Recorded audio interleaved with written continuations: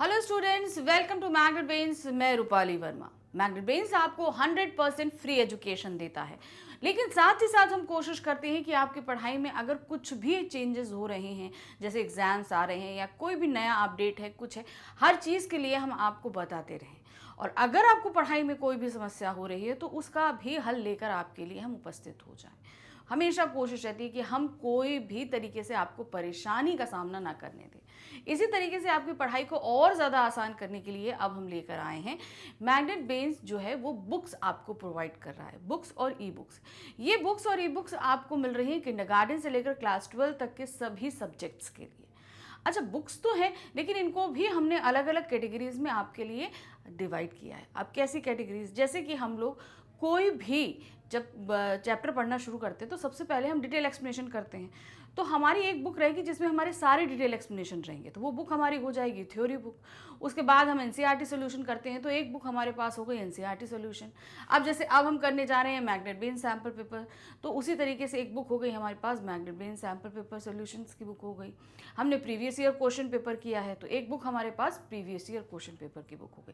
तो इस तरीके से हमारे पास अलग अलग तरीके से जो है बुक रेडी है। देखिए इस तरीके से हमारे पास बिल्कुल रेडी है। देखिए आप सैम्पल पेपर सोल्यूशन बुक है, एनसीईआरटी सोल्यूशन बुक है, previous year question papers book है, तो सारे ही हमारे पास बुक रेडी है। अब इन बुक को हम कैसे ले सकते हैं, कैसे भाई हम पढ़ना चाहते हैं तो हमें प्राप्त भी करनी है, तो हम कैसे करेंगे? उसके लिए नीचे डिस्क्रिप्शन बॉक्स में एक लिंक दिया है, उस लिंक में हमारे पास एक फॉर्म है, उस फॉर्म को फिल करिए, फिल करके सबमिट कीजिए। जल्दी हमारा एक टीम मेंबर आपसे बात करेगा। तो इस बुक को भी जल्दी से प्राप्त कर लेते हैं। अब आ जाते हैं आज के एक वीडियो पर। जो आज का हमारा वीडियो है वो आप देख ही रहे हैं, है कक्षा 10वीं हिंदी कोर्स ए का magnet brains sample paper solution for board examination paper number 10। तो अभी तक 9 हम सॉल्व कर चुके हैं, तो 10 तक आते आते हम काफ़ी हद तक चीज़ों से अवेयर हो चुके हैं, हमारा रिवीजन हो चुका है, हमारी स्पीड जो है वो बिल्डअप हो चुकी है। तो अब ये जो 10th वाला पेपर है आपको कैसे सॉल्व करना है मैं वो बताती हूँ। अब आप ये समझ लीजिए कि ये आपका बोर्ड एग्जामिनेशन का पेपर है। तो इसको बिल्कुल आप जो है टाइमर लगा के करिए कि आपको 3 घंटे का समय दिया जाता है, तो आपको ये कोशिश करनी है 2.5 यानी कि 2.5 घंटे से लेकर 2:45 यानी कि 2.75 घंटे, 2.5 से 2.75 घंटे के बीच में आपको ये पेपर सॉल्व कर लेना है। तो देखिए कि कहाँ आपसे गलती हो रही है, क्या चीज़ है। अगर इतने मिनट के अंदर आप इस पेपर को सॉल्व नहीं कर पा रहे हैं तो आपको ये देखना है कि मेरे से कहाँ गलती हो रही है और उस गलती को सुधार करिए, क्योंकि जब बोर्ड का पेपर आएगा तब हमारे पास सुधार करने की गुंजाइश नहीं होगी। अभी हम हैं कि हम सुधार कर सकते हैं। तो बिल्कुल भी कहीं पर अगर स्पीड में आपकी कहीं मिस्टेक हो रही है या आपकी राइटिंग ख़राब हो रही है या कोई क्वेश्चन आपको नहीं आ रहा है तो ये मिस्टेक अब आपको सुधारना है।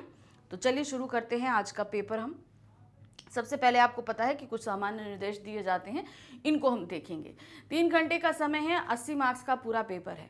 प्रश्न पत्र 2 खंड का और खा में आपका विभक्त है। का में हमारे टोटल बहुविकल्पीय प्रश्न है और खा में हमारे वर्णनात्मक प्रश्न है। प्रश्न पत्र के दोनों खंडों में कुल मिलाकर 17 प्रश्न दिए गए हैं जो हमें सारे के सारे करने हैं और वो भी सीक्वेंस से करने हैं। ठीक है, क्रमानुसार करने हैं, यानी कि आपको सीक्वेंस से करने हैं। फिर आते हैं खंड का में कुल 10 प्रश्न पूछे गए हैं और ये 10 ही प्रश्न में पूरे 49 आपके पास प्रश्न दिए गए हैं, उप प्रश्न, जिसमें से सिर्फ आपको 40 प्रश्न करने हैं। सिर्फ 40 प्रश्न करने। कैसे करना है, ये नहीं कि कोई भी 40 कर लें, आपको इसमें विकल्प दिए रहेंगे, उन्हीं के हिसाब से आपको करना है।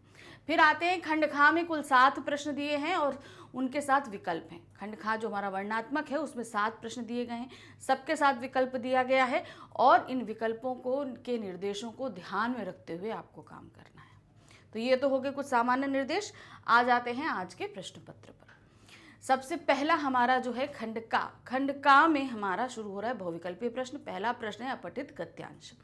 निम्नलिखित गद्यांश पर आधारित बहुविकल्पीय प्रश्नों के सर्वाधिक उपयुक्त विकल्प चुनकर लिखिए। गद्यांश को बहुत ध्यान से पढ़ेंगे और फिर इसके नीचे जितने भी प्रश्न दिए हैं वो आपको करने हैं। मतलब 5 प्रश्न दिए हैं, 5 ही प्रश्न आपको करने हैं। किसी भी जीव के शरीर और मानस के सबसे ऊपर मस्तिष्क है। इस मस्तिष्क का स्वभाव कैसे तय होता है? बुद्धि में होने वाले विचार से। इसका मतलब यह है कि किसी भी व्यक्ति के वंशानुगत स्वभाव को उसकी बुद्धि, उसका विवेक बदल सकता है। इसका मतलब यह है कि हमारे बर्ताव हमारे कर्म पर हमारा वश है, चाहे दुनिया भर पर ना भी हो तो कोई बात नहीं, ये हम अपने स्वभाव को बदल सकते हैं अपनी बुद्धि में बारीक बदलाव लाकर। इसके लिए हमें मस्तिष्क की रूपरेखा पर एक नजर दौड़ानी होगी। हमारे मस्तिष्क में दो विभिन्न अंश हैं, चेतन और अवचेतन। दोनों ही अलग अलग प्रयोजनों के लिए जिम्मेदार हैं और दोनों के सीखने के तरीके भी अलग अलग हैं। मस्तिष्क का चेतन भाग हमें विशिष्ट बनाता है, वही हमारी विशिष्टता है। इसकी वजह से एक व्यक्ति किसी दूसरे व्यक्ति से अलग होता है। हमारा कुछ अलग सा स्वभाव, हमारी कुछ अनोखी सृजनात्मक शक्ति, ये सब मस्तिष्क के इसी हिस्से से संचालित होती है, तय होती है। हर व्यक्ति की चेतन रचनात्मकता ही उसकी मनोकामना, उसकी इच्छा और महत्वाकांक्षा तय करती है। इसके विपरीत मस्तिष्क का अवचेतन हिस्सा एक ताकतवर प्रतिश्रुति यंत्र जैसा ही है। यह अब तक के रिकॉर्ड किए हुए अनुभव दोहराता रहता है, इसमें रचनात्मकता नहीं होती। तो चेतन मस्तिष्क क्या है, वो हमें नई रचनात्मकता करने के लिए बाध्य करता है, जिसमें हमारी नई नई सोच डेवलप होती है, समय के अनुसार बदलाव होता है। लेकिन अवचेतन जो मस्तिष्क होता है, क्या होता है, जो पुराने अनुभव या जो घटनाएं हैं हमें उन्हीं को दोहराता रहता है। उसके अंदर कोई भी नई चीज करने या सीखने का जो है वो हुनर नहीं होता है। ये उन स्वचालित क्रियाओं और उस सहज स्वभाव को नियंत्रित करता है जो दोहरा कर हमारी आदत का एक हिस्सा बन चुकी हूँ। मतलब कोई चीजें जो हमारी आदत का हिस्सा हों, ये उन्हीं को दोहराता रहता है। यह जरूरी नहीं कि अवचेतन दिमाग की आदतें और प्रतिक्रियाएं हमारी मनोकामनाओं या हमारी पहचान पर आधारित हो। दिमाग का यह हिस्सा अपने जन्म के थोड़े पहले माँ के पेट में ही सीखना शुरू कर देता है। जैसे जीवन के चक्रव्यूह में उतरने से पहले ही अभिमन्यु पाठ सीखने लगा हो, यानी कि हम अभिमन्यु क्या था, उसने अपनी माँ के पेट में ही जो है चक्रव्यूह में प्रवेश करना सीख लिया था। तो उसी तरीके से हर बच्चा इस जीवन में प्रवेश करने से पहले काफी हद तक चीजें सीख लेता है। यहां से लेकर 7 वर्ष तक की उम्र तक वे सारे कर्म और आचरण हमारे दिमाग का यह अवचेतन हिस्सा ही सीख लेता है, तो भावी जीवन के लिए मूलाधार है। तो अवचेतन हिस्सा क्या सीखता है, वो सारी चीजें जो हमारी नीड्स होती है, जैसे हमारा खाना है, किसी चीज को सुगंध करना है, चलना है, बोलना है, हाथों की क्रियाएं हैं, ये सारी चीजें कौन कंट्रोल करता है, अवचेतन। और ये हम 7 साल तक अच्छी तरीके, देखिए छोटा बच्चा क्या है ना, देखिए उसका कभी हाथ पे कंट्रोल नहीं होगा, पाँव पे कंट्रोल नहीं होगा, लेकिन धीरे धीरे वो कंट्रोल करना सीख जाता है और ये चीज वो 7 साल तक बिल्कुल परफेक्टली सीख लेता है। तो ये काम कौन करवाता है, अवचेतन मस्तिष्क कराता है। अब इस पे आधारित प्रश्न देखिए क्या है, वंशानुगत स्वभाव को बदल सकते हैं, क्या बदल सकते हैं, कथन पढ़कर सही विकल्प दीजिए। विवेक, कर्म, बुद्धि से या व्यवहार से।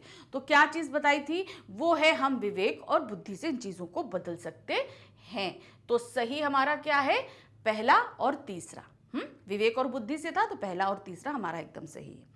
नेक्स्ट आते हैं, हमें अपने स्वभाव को कैसे परिवर्तित कर सकते हैं, हम अपने स्वभाव को कैसे परिवर्तित कर सकते हैं, चेतन मस्तिष्क को समझकर, अवचेतन मस्तिष्क को समझकर, बुद्धि में सूक्ष्म परिवर्तन लाकर या मस्तिष्क की रूपरेखा पर नजर दौड़ाकर। तो हम इसमें परिवर्तन ला सकते हैं बुद्धि में सूक्ष्म परिवर्तन लाकर। अगर हम अपनी सोच या समझ में जरा सा परिवर्तन लाएं तो हम अपने स्वभाव में भी परिवर्तन ला सकते हैं। नेक्स्ट है, किसी व्यक्ति को दूसरे से भिन्न और विशिष्ट स्वभाव का बनाता है, क्या बनाता है, चेतन मस्तिष्क, अवचेतन मस्तिष्क, हमारे कर्मों का फल या हंसमुख व्यवहार। तो वो बनाता है आपका चेतन मस्तिष्क, यानी कि जो हमारे रचनात्मक कार्यों के लिए जिम्मेदार होता है, हम जिस मस्तिष्क के बल पर अपने रचनात्मक कार्य करते हैं। अभिमन्यु की चर्चा से लेकर प्रतिपादित करना चाहता है कि, अब यहाँ लेखक ने गद्यांश में अभिमन्यु का उदाहरण हमें दिया है, इसके माध्यम से वो हमें क्या बताना चाहते हैं। चेतन मस्तिष्क जन्म से पहले ही काम करना शुरू कर देता है, अवचेतन मस्तिष्क जन्म से पहले ही काम करना शुरू कर देता है। अवचेतन मस्तिष्क चक्रव्यूह जैसा होता है, हमारा आचरण हमारे भविष्य का निर्माता है। तो अभिमन्यु का जो उन्होंने उदाहरण दिया, उसके माध्यम से लेखक हमें बताना चाहते हैं कि अवचेतन मस्तिष्क जो है वो जन्म से पहले ही कार्य करना शुरू कर देता है। वो मस्तिष्क जिसमें हमारी आदतें कैद होती हैं, उन्हीं को हम दोहराते हैं। जैसे हमारा खाने की आदत होती है, वो क्या है, हमें मुंह चलाना है। अब ये मुंह चलाना जो है ये हमारे अवचेतन मस्तिष्क में कैद होता है, क्योंकि आप देखिए इसके लिए हमें कुछ दिमाग नहीं लगाना पड़ता। आप मुंह में कुछ डालो, मुंह हमारा अपने आप चलने लगेगा, कुछ नहीं, हमारा दिमाग कहीं और भी लगा हुआ, लेकिन ये काम अपने आप होता ही रहेगा। ये क्यों होता रहेगा? क्योंकि ये अवचेतन मस्तिष्क में कैद है कि ये हमारा जो है आदत है, और बाकी जो हम काम कर रहे हैं वहां पे चेतन मस्तिष्क काम करता है, जहां पे हम रचनात्मक कार्य कर रहे होते हैं। कथन 1 और कारण आर को पढ़कर उपयुक्त विकल्प चुनिए। अब क्या है कथन ए, देखते हैं। चेतन मस्तिष्क की जिम्मेदारी होती है सृजनात्मक और रचनात्मक कार्यों की। बिल्कुल सही है, ये चेतन मस्तिष्क का काम है। कथन आ है, व्यक्ति को दूसरे से भिन्न और विशिष्ट स्वभाव का बनाता है। ये भी सही है, चेतन मस्तिष्क ही हमें दूसरों से अलग करता है। तो हम यहाँ बोलेंगे ए और आर दोनों ही सही है, कथन और कारण दोनों ही सही है। तो यहाँ पर आप क्या देखेंगे, कथन ए सही है और कारण आर कथन ए की सही व्याख्या करता है, तो ये एकदम सही है। चलिए नेक्स्ट आते हैं। प्रश्न संख्या 2 में हमारे पास 2 अपठित पद्यांश दिए गए हैं। इन दोनों ही पद्यांशों में से हमें सिर्फ एक पद्यांश करना है, ठीक है। और इसमें हमसे 5 प्रश्न पूछे गए हैं, पांचों ही करने हैं, और ये रहेगा हमारा 5 मार्क्स का। देखिए क्या है, निम्नलिखित 2 पद्यांशों में से किसी एक पर आधारित बहुविकल्पीय प्रश्नों के सर्वाधिक उपयुक्त विकल्प चुनकर लिखिए। अब हमें पढ़ना क्या है, पद्यांश। देखिए पद्यांश हमेशा कोई कविता होती है या पद होता है, तो इसलिए हमेशा इसको पढ़ते समय इसके अर्थ को समझने की कोशिश करिए। तो चलिए देखते हैं। कोई खंडित कोई कुंठित, कृश बाहु पसलियां रेखांकित, टहनी सी टांगे बड़ा पेट टेढ़े मेढ़े विकलांग गणित, विज्ञान चिकित्सा से वंचित ये नहीं धात्रियों से रक्षित, जो स्वास्थ्य से जो हो ये सुख से, लौटते धूल में परिचित, पशुओं सी भीत मूक चितवन, प्राकृतिक स्फूर्ति से प्रेरित मन, तृण तरुओं से उग बढ़ झर गिर, ये ढोते जीवन का क्रम के क्षण, कुल मान ना करना इन्हें वहन, चेतना ज्ञान से नहीं गहन, जग जीवन धारा में बहते ये मूक पंगु बालू के कर्ण। तो ये हमारे किस बारे में दिया गया था कि किस तरीके से गांवों में बच्चे पैदा होते हैं, वो किस तरीके से कुपोषण और गरीबी का, उनकी आर्थिक स्थिति कैसे खराब है कि जहाँ उन्हें खाने को भी नहीं मिलता है, वो पैदा होते हैं और मर जाते हैं जैसे कि कोई पेड़ उगता हो और झड़ जाता हो, इस तरीके से। वहाँ पे जो क्या कहते हैं स्वास्थ्य चिकित्साएं अच्छी नहीं हैं, वहाँ पे बच्चों की पैदाइश के लिए जो दाइयाँ होती हैं वो तक नहीं हैं। तो बहुत सारी चीज़ें इसमें बताई गई हैं कि उनकी कंडीशन अच्छी नहीं है गांव में पैदा होने वाले बच्चों की। प्रश्न देखिए क्या है, इस कविता के केंद्रीय भाव हेतु दिए गए कथनों को पढ़कर सबसे सही विकल्प चुनना है। हमें क्या दिया है, गाँव के बच्चों में कुपोषण की समस्या है, गांव के बच्चों में चेतना ज्ञान का अभाव है, गांव में चिकित्सा सुविधा का अभाव है, गांव के बच्चों की दयनीय दशा का वर्णन है। तो यहाँ पर अगर हम देखें तो हमारा यहाँ पर पहला और जो है चौथा सही है, बच्चों में कुपोषण है और बच्चों की दयनीय दशा का वर्णन किया गया है, ये केंद्रीय भाव है। नेक्स्ट आते हैं, दूसरे पद में कवि क्या कह रहा है। कवि कह रहा है कि क्या कह रहा है, गांव में विज्ञान की शिक्षा नहीं दी जा रही है, गांव में शिशु जन्म हेतु पर्याप्त दाइयां नहीं हैं, गांव में बच्चे स्वास्थ्य के प्रति सजग रहकर शारीरिक व्यायाम कर रहे हैं, गांव में बच्चे अपने मित्रों के साथ धूल में कुश्ती जैसे खेल खेल रहे हैं।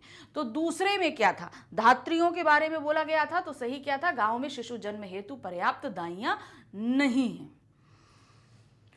गांव के बच्चों की स्थिति कैसी है, अब कैसी दी गई है, कुपोषित, खिन्न तथा अशिक्षित, शीर्णकाय किंतु कुल में के मान का ध्यान करने वाले, प्राकृतिक वातावरण में रहते हुए स्फूर्ति से भरे हुए, पशुओं की तरह बलिष्ठ परंतु असहाय व मूक। तो किस तरीके से है उनकी शारीरिक स्थिति, वो है कुपोषित, खिन्न तथा अशिक्षित। नंबर 4 आते हैं, काव्यांश में कवि का रवैया कैसा प्रतीत हो रहा है, किस तरीके से उन्होंने अपना चीजें बताई हैं, उनका अपना पॉइंट ऑफ व्यू क्या है कवि का। वे बच्चों की दशा के विषय में व्यंग कर मनोरंजन करना चाह रहे हैं। वे बच्चों की दशा की ओर लोगों का ध्यान आकर्षित करना चाहते हैं। वे तटस्थ रहकर बच्चों की शारीरिक व मानसिक दशा का वर्णन कर रहे हैं। वे बच्चों की शारीरिक व मानसिक दशा से संतुष्ट प्रतीत हो रहे हैं। तो यहाँ पर क्या कर रहे हैं वे बच्चों की जो दशा है उसकी ओर लोगों का ध्यान आकर्षित करना चाहते हैं कि इतना खराब है गांव के लोगों, जो बच्चे हैं उनकी शारीरिक स्थिति बहुत ही दयनीय है, वो हमारा ध्यान इस तरफ आकर्षित करना चाहते हैं। प्रश्न 5 है, इस कविता में कवि हमें बताता है कि क्या बता रहा है। कथन पढ़कर सही विकल्प का हमें चयन करना है। गांव के बच्चे कुपोषित, खिन्न व अशिक्षित हैं। गांव में बच्चे घास व पौधों की तरह पैदा हो रहे हैं और मर रहे हैं। गांव में बच्चों को विज्ञान की शिक्षा नहीं दी जा रही है। गांव के बच्चे प्राकृतिक वातावरण में घास व पौधों की मानिंद फल फूल रहे हैं। तो यहाँ पर जो कथन सही है इस पद्यांश के हिसाब से, वो हमारा पहला और दूसरा है कि उनकी स्थिति जो है कुपोषित और खिन्न है और वो गांव में घास फूस की तरह बढ़ रहे हैं और मर रहे हैं। अब आ गए हम दूसरे काव्यांश पे, बहुत ध्यान से इसको भी पढ़ेंगे। बहुत घुटन है बंद घरों में, खुली हवा तो आने दो। संशय की खिड़कियां खोल, किरणों को मुस्काने दो। ऊंचे ऊंचे भवन उठ रहे पर आंगन का नाम नहीं। चमक दमक आपाधापी पर जीवन का नाम नहीं। लौट न जाए सूर्य द्वार से, नया संदेशा लाने दो। हर माँ अपना राम जो होती, कटता क्यों बनवास नहीं। मेहनत की सीता भी भूखी, रुकता क्यों उपवास नहीं। बाबा की सूनी आंखों में चुपता तिमिर भगाने दो। हर उदास राखी गुहारती, भाई का वह प्यार कहाँ। डरे डरे रिश्ते भी कहते, अपनों का संसार कहाँ। गुमसुम गलियों को मिलने दो, खुशबू तो बिखरने दो। अब क्या है, यहाँ पर बताया गया है शहर किस तरीके से कंजेस्टेड है, वहाँ पे सांस लेने तक की लोगों को फुर्सत नहीं है, और जो लोग शहरों में काम कर रहे हैं उन्हीं के प्रियजन गाँवों में किस तरीके से इंतजार कर रहे हैं। माँ है, पत्नी है, बहन है, पिता है, सभी उनका इंतजार कितनी बेसब्री से कर रहे हैं। पहला है, सूर्य द्वार से लौट न जाएगा। क्या है, सूर्य द्वार से लौट जाएगा। अब इस कथन का हमें सही मतलब ढूंढना है। कथन पढ़कर सही विकल्प चुनिए। ऊंचे ऊंचे भवन होने के कारण सूर्य लौट जाएगा, आंगन होने के कारण लौट जाएगा, बाहरी चमक दमक व दिखावे के कारण लौट जाएगा, बंद घरों में घुटन होने के कारण लौट जाएगा। अब सूरज क्यों लौट जाएगा, कारण क्या है, तो इसके जो कारण है वो है हमारा पहला, दूसरा और तीसरा। यानी कि क्या, ऊंचे ऊंचे भवन हैं, यानी कि बहुत बड़ी बड़ी बिल्डिंग्स हैं, और घर में आंगन भी नहीं है। भाई बहुत बड़ों में घर में आंगन होते हैं, अब जब वहाँ पे खुली जगह ही नहीं है तो सूरज की धूप कैसे आएगी। तो यहाँ सूरज की धूप से तात्पर्य है कि लोगों की आशाएं, वो चीज़। आज रिश्तों के डरे डरे होने का कारण आप क्या मानते हैं। क्या कारण है कि रिश्ते डरे डरे हैं।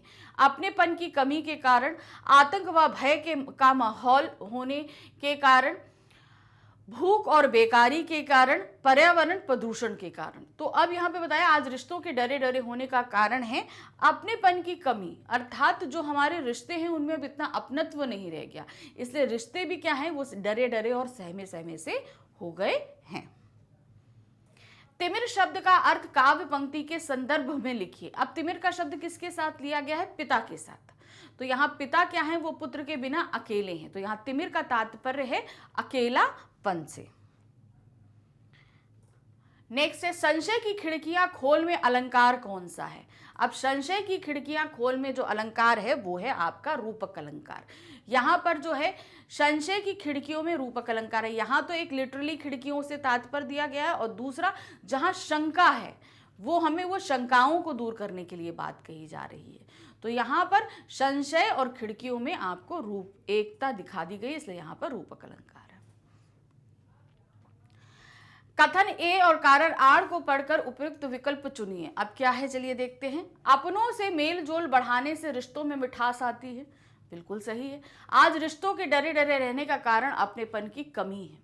तो यहाँ पर हम देख रहे हैं कि कथन ए तो सही है, और मगर कारण आर उसकी सही व्याख्या नहीं करा। भाई मिठास है और यहाँ पर डरापन है, तो ये कथन सही है मगर कारण इसको सही व्याख्यायित नहीं कर रहा है। तो क्या है, कथन ए सही है किंतु कारण आर कथन ए की सही व्याख्या नहीं करता है। अब आ जाते हैं प्रश्न संख्या 3। प्रश्न संख्या 3, 4, 5, 6 यहां तक हमारे व्याकरण आधारित प्रश्न हैं। ठीक है, तो हमारे व्याकरण के जो 4 टॉपिक है ना, उस पे हम पे यहाँ पर बहुविकल्पीय प्रश्न पूछे गए हैं। यहाँ शुरू करते हैं। सबसे पहले हमारे पास आ रहा है रचना के आधार पर वाक्य के भेद। इस पर हमसे 5 प्रश्न पूछे गए हैं, हमें 4 प्रश्न करने हैं और चारों ही हमारे कितने 4 मार्क्स करेंगे, यानी 1 मार्क्स ईच रहेगा। शुरू करते हैं। पहला है मूर्तिकार ने सुना और जवाब दिया, सरल वाक्य में बदलिए। अब ये जो हमारे पास वाक्य दिया गया है क्या है, ये एक संयुक्त वाक्य है। मूर्तिकार ने सुना और जवाब दिया। अब इसे हमें किस में बदलना है, सरल वाक्य में। तो यहां पर अब पढ़ेंगे क्या क्या है, देखिए। मूर्तिकार ने जब सुना तब उसे जवाब दिया, नहीं, ये एक मिश्र वाक्य है। मूर्तिकार ने सुनकर जवाब दिया, ये हमें सही लग रहा है, लेकिन तब भी आगे बढ़ते हैं। मूर्तिकार सुनता है तभी जवाब देता है, नहीं। मूर्तिकार ने जवाब दिया जब उससे सुना। तो यहां पर सही क्या है हमारा, खा हमारा एकदम सही आ रहा है। ठीक है, खा एकदम सही है, देखिए। चलिए नेक्स्ट आते हैं। प्रयश बाजार गया, क्या है, प्रयश बाजार गया। इसे हमें किसमें, संयुक्त वाक्य में रूपांतरित करना है। प्रयश बाजार गया और वहां से सेब लाया, ये हमें सही लग रहा है। प्रयश सेब लाया जब बाजार गया। ये भी यहां पर जब जो है ये हमारा व्याधिकरण अव्यय होता है, इसलिए यहां पर ये हमारे संयुक्त वाक्य में नहीं आएगा। प्रयश बाजार जाकर सेब लाया, ये एक सरल वाक्य हो गया। जब प्रयश बाजार गया तो वहां से सेब लाया, ये एक मिश्र वाक्य। तो सही क्या है, प्रयश बाजार गया और सेब ले आया। नेक्स्ट आते हैं नंबर 3। एक चश्मे वाला है जिसका नाम कैप्टन है। आश्रित उपवाक्य भेद छाट कर लिखिए। ध्यान से देखिए, एक चश्मे वाला है जिसका नाम कैप्टन है। तो यहां हम बात किसके बारे में कर रहे हैं, हम बात कर रहे हैं चश्मे वाले के बारे में। तो ये हमारा मुख्य वाक्य है। ठीक है, आश्रित क्या है, जिसका नाम कैप्टन है, ये हमारा आश्रित उपवाक्य है। अब आश्रित उपवाक्य कौन सा उपवाक्य होगा, क्योंकि यहां पर चश्मे वाले की विशेषता बताई जा रही है कि उसका नाम कैप्टन है, इसलिए ये एक विशेषण उपवाक्य होगा। तो सही क्या है, जिसका नाम कैप्टन है, ये सही है और ये एक विशेषण उपवाक्य है। नेक्स्ट आते हैं। निम्नलिखित वाक्यों में संयुक्त वाक्य पहचान कर नीचे दिए गए सबसे सही विकल्प को चुनिए। अब हमारे पास यहाँ 4 ऑप्शंस दिए गए हैं, इनमें कौन कौन से हमारे संयुक्त वाक्य है, इन्हें हमें छांट के अलग करना है। देखिए क्या है, छात्र ने सफेद कमीज पहनी है, इसलिए उसे यह पुस्तक दे दी। ये हमारा क्या है, संयुक्त वाक्य है, इसको हम रखते हैं। दूसरा आते हैं, जिस छात्र की कमीज सफेद है उसे यह कलम दे दो, नहीं, ये एक मिश्र वाक्य है, गलत है। फिर आते हैं, सूरज निकला और कमल खिले, ये हमारा एक संयुक्त वाक्य है, बिल्कुल सही है, इसे हम लेके चलते हैं। भारत के सामने मुख्य समस्या बढ़ती जनसंख्या, ये एक सरल वाक्य है। तो सही ऑप्शन संयुक्त वाक्य का हमारा क्या है, पहला और तीसरा। अब इसमें ऑप्शंस हम लेकर आते हैं, पहला और तीसरा, ये का हमारा एकदम सही होगा। नेक्स्ट आते हैं नंबर 5। कॉलम 1 को कॉलम 2 के साथ सुमेलित कीजिए और सही विकल्प चुनिए। ये कॉलम 1 में हमारे पास वाक्य दिए हैं, कॉलम 2 में हमारे पास वाक्यों के भेद दिए हैं। अब हमें सुमेलित करना है, ध्यान से देखिएगा। जब मैं जल्दी बाहर गया तब मैंने ओले देखे। अब ये क्या होगा, जब मैं जल्दी बाहर गया तब मैंने, तो ये सीधे सीधे एक मिश्र वाक्य है और मिश्र वाक्य हमारा नंबर 3 में है। तो नंबर 1 का हमारे पास क्या है, नंबर 3 है। ठीक है, हमने लगा दिया। अब आते हैं, पुजारी जी ने पूजा समाप्त की और चले गए। ये एक संयुक्त वाक्य है, तो नंबर 2 का 2 ही रहेगा हमारे पास, कोई चेंजेस नहीं है। भारत के सामने मुख्य समस्या बेरोजगारी है, ये सरल वाक्य है जो हमारा नंबर 1 पे रहेगा। तो 3 2 1 ये हमारा सही आएगा। चलिए देखते हैं, 3 2 1 का हमारा एकदम सही आ रहा है, देखते हैं ऑप्शन, बिल्कुल सही है। चलिए नेक्स्ट आते हैं। अब आ गए नंबर 4 पे, प्रश्न संख्या 4 में यहां पर हम पे वाच्य आधारित 5 प्रश्न पूछे गए हैं। 4 प्रश्नों को हमको करना है, 4 मार्क्स का रहेगा, 1 मार्क्स ईच। पहला है, कॉलम 1 को कॉलम 2 के साथ सुमेलित कीजिए और सही विकल्प चुनकर लिखिए। क्या है, कॉलम 1 में वाक्य दिए गए, कॉलम 2 में वाच्य के भेद दिए गए हैं।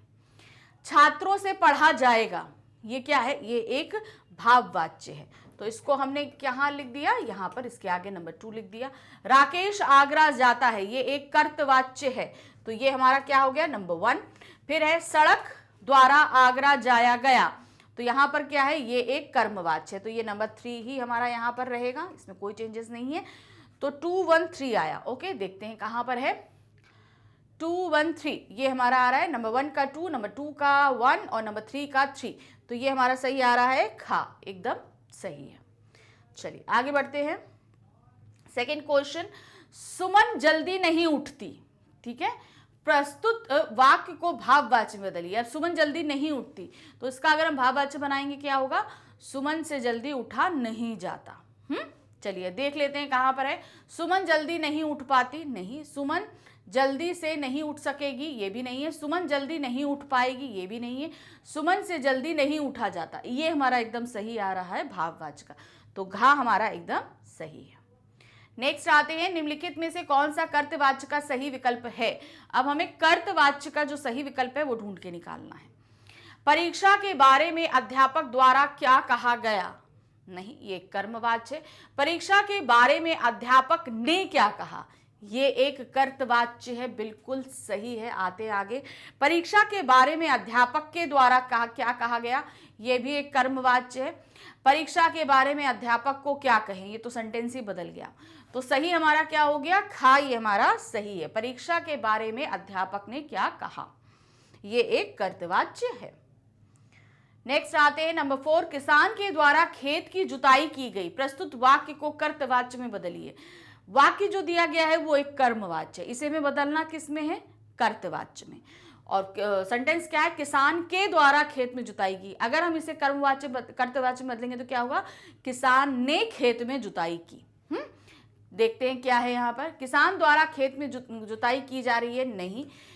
किसान ने खेत में जुताई की, सही है। किसान द्वारा खेत जोता गया, नहीं, ये भी नहीं है। किसान से खेत की जुताई की जाएगी, नहीं, तो सही क्या है, खा, किसान ने खेत की जुताई की, ये एकदम सही है।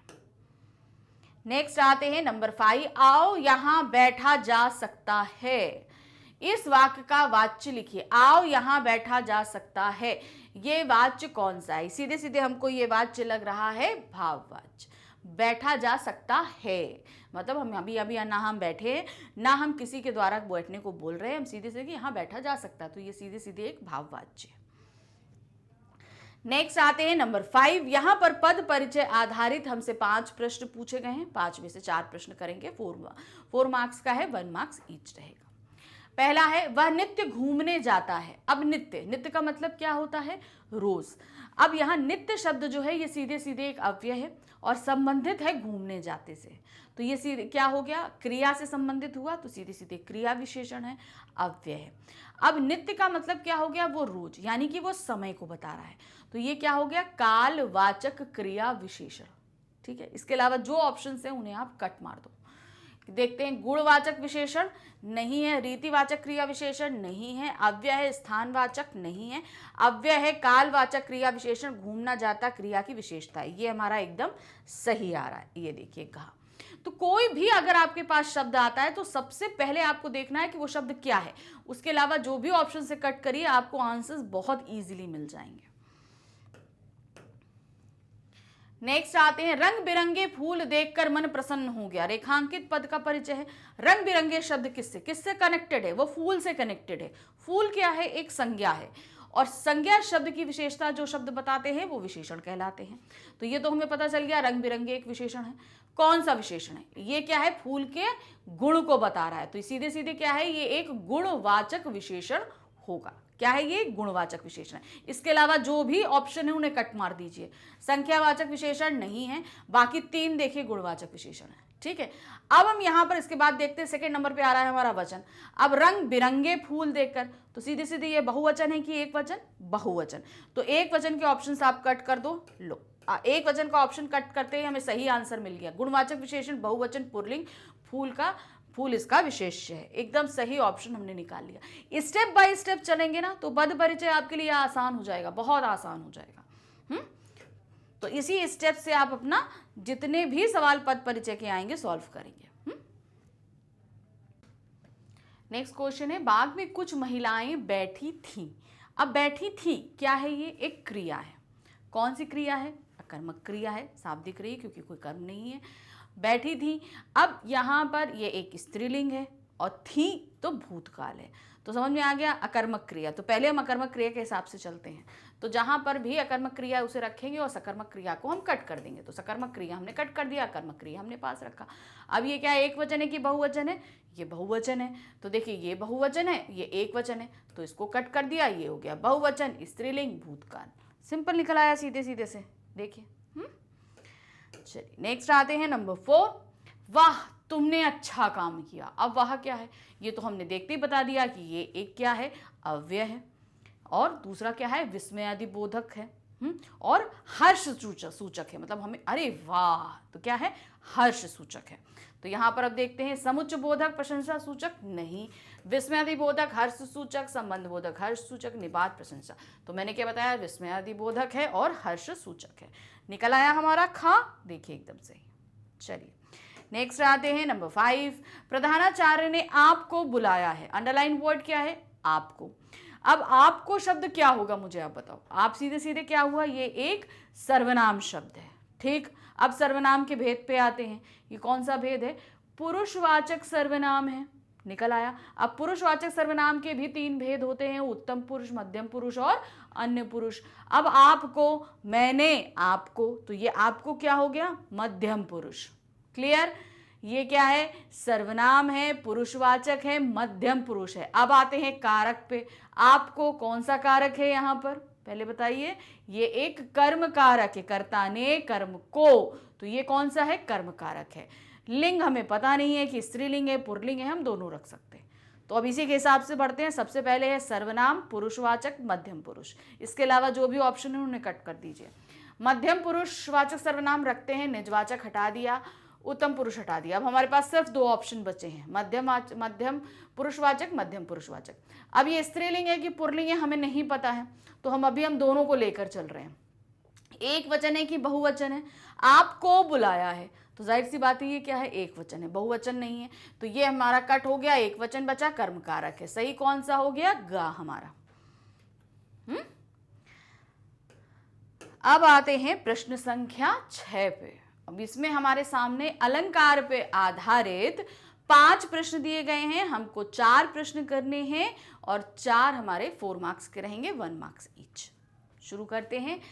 कहती हुई जो उत्तरा के नेत्र जल से भर गए, हिम के कर्णों से पूर्ण मानो हो गए पंकज ने।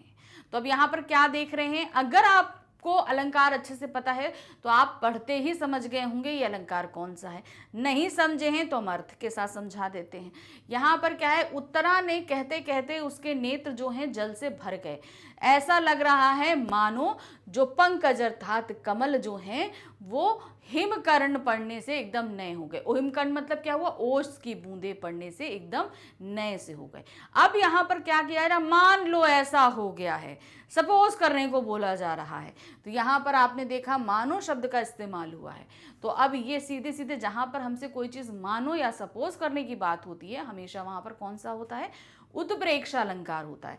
और उत्प्रेक्षा अलंकार की पहचान क्या है, मानो, जानो, जनहूँ, मनहूँ, ज्यों त्यों, जैसे तैसे, जैसे शब्द होते हैं ना, तो सीधे ये हमारा क्या है, उत्प्रेक्षा अलंकार है। नेक्स्ट आते हैं। रहीमन पानी राखिए बिन पानी सब सून, पानी गए न उबरे मोती मानस चून।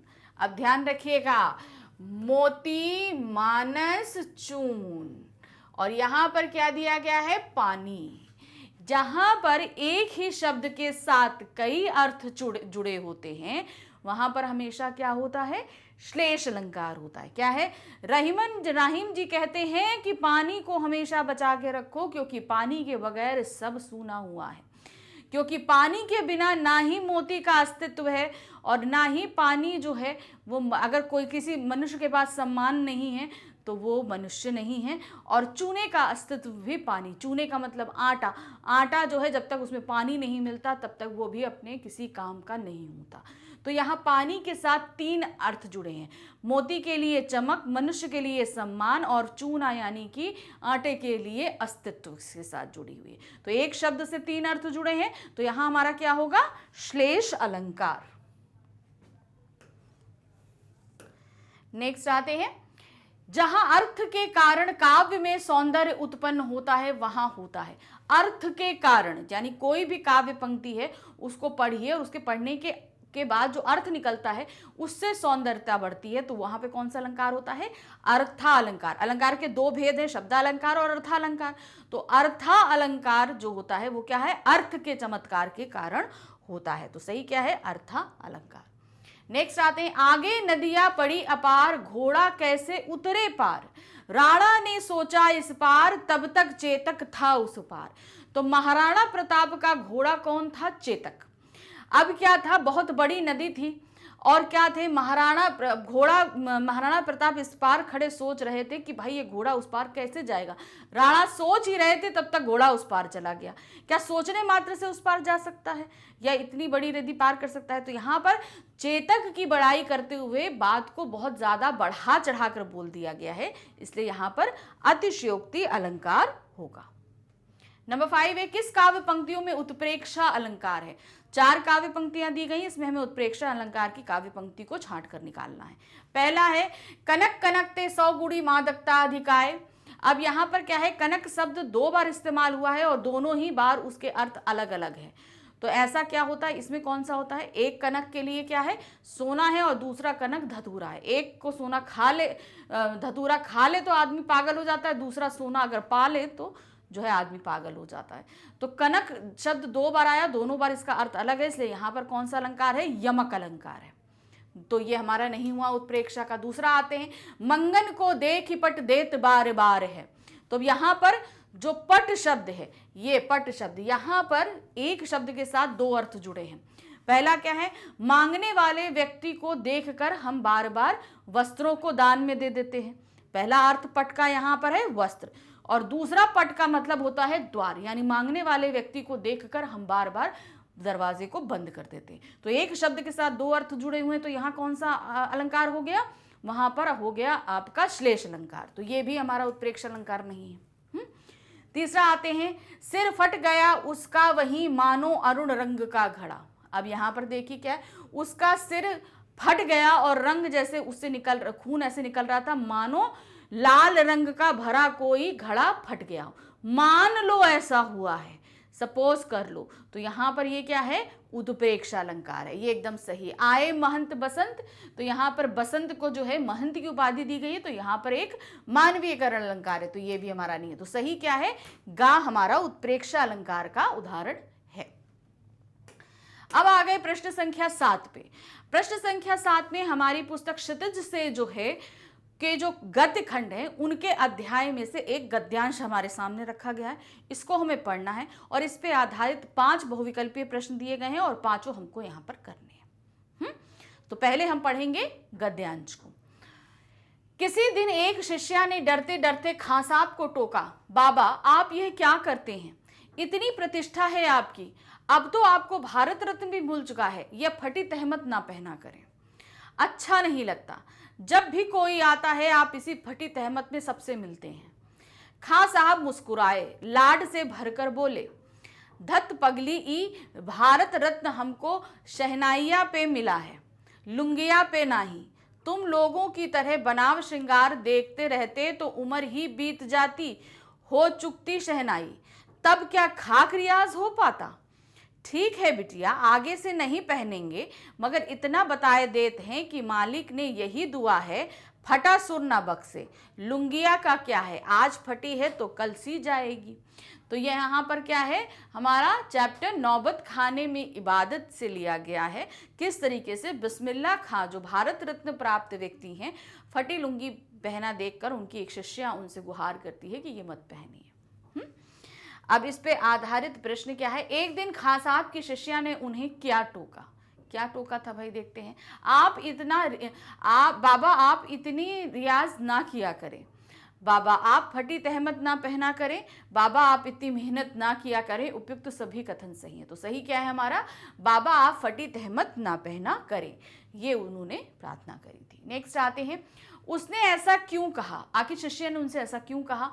उसके मन में बिस्मिल्लाह खां के प्रति अपनत्व का भाव था। बिस्मिल्लाह खां को भारत रत्न पुरस्कार मिल चुका था उनका बहुत नाम और प्रतिष्ठा थी, उपयुक्त सभी कथन सत्य। तो उसने क्या बोला था कि आपको भारत रत्न मिल चुका है, इसलिए आप ऐसा नहीं करिए। तो सही इसका ऑप्शन जो है वो है आपका खा।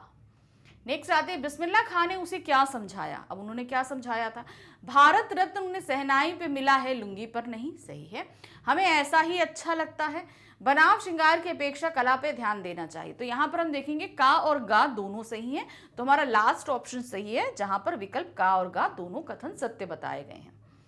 नंबर 4, इसमें बिस्मिल्लाह खां के व्यक्तित्व की किस विशेषता का बोध होता है। अब ये जो गद्यांश हम पढ़ते हैं, इस सारे को गद्यांश को पढ़ने के बाद हमें बिस्मिल्लाह खां की किस जो है विशेषता के बारे में हम अवगत होते हैं। क्या है, वे अपनी कला के सच्चे उपासक थे। सही है, वे बहुत सरल हृदय थे। ये भी सही है, बाहरी साज सज्जा की अपेक्षा वे कला साधना को महत्व देते थे। ये भी सही है। तो ये तीनों ही कथन सही है, इसलिए हम चौथे पर टिक करेंगे, उपर्युक्त तो सभी कथन सत्य है।